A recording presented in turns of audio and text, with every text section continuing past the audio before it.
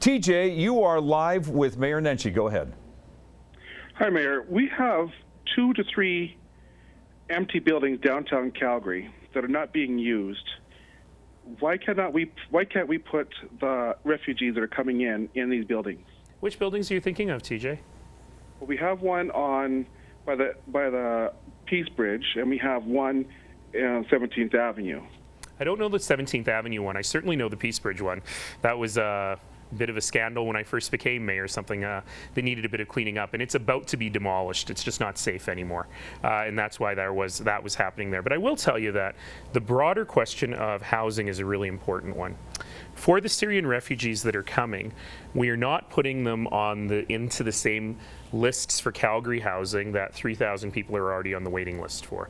We think that the private market, with our vacancy rate being what it is today, can absorb these Syrian refugees. And a lot of people say, well, how come we can absorb them and not existing homeless people?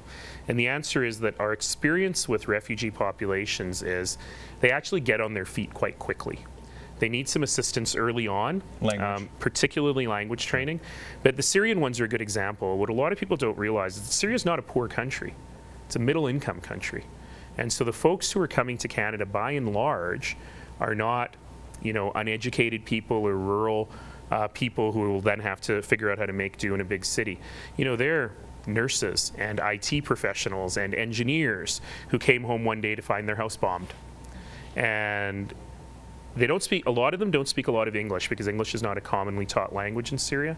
But once you get them up to date on their language skills, then they will be able to get jobs and move on in the community very quickly. That's been our experience with Iraqis and Vietnamese and Ugandan Asians and you name it through history.